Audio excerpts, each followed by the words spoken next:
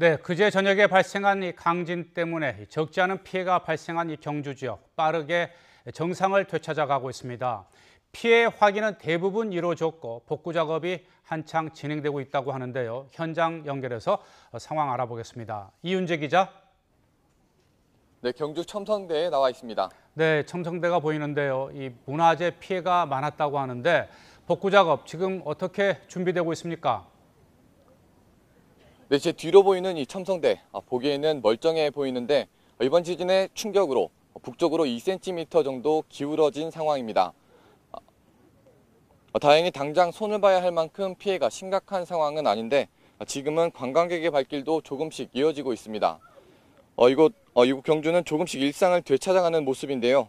가장 강력한 지진이 경주를 강타했지만 피해는 상대적으로 크지 않았습니다. 그제 지진에 이어 오늘 새벽 0시 50분쯤에도 규모 2.8의 여진이 발생하는 등 지금까지 모두 300차례 넘는 여진이 이어졌습니다. 다행히 여진에 따른 추가 피해도 거의 없었습니다. 추석 연휴가 시작된 지금은 빠르게 일상을 되찾고 있는 모습입니다. 경상북도가 집계한 결과 경주 지역의 시설물 피해는 모두 278건인 것으로 확인됐습니다. 또 경북 포항과 경산 등 경북 지역에서만 모두 400여 건의 시설물 피해가 생겼습니다. 지진의 영향으로 다쳐 병원 진료를 받은 사람은 경주에 28명, 포항에 1명인 것으로 집계됐습니다. 경상북도와 경주시는 피해 집계를 사실상 마무리하고 복구 작업에 속도를 내고 있습니다. 우선 기와가 내려앉은 건물에 방수 작업을 진행해 태풍 등으로 비가 올 경우 피해가 발생하지 않도록 총력을 기울인다는 계획입니다. 또 주요 건물에 대한 안전 진단도 순차적으로 진행할 방침입니다. 주요 문화유산에 대한 점검도 대부분 마무리됐습니다.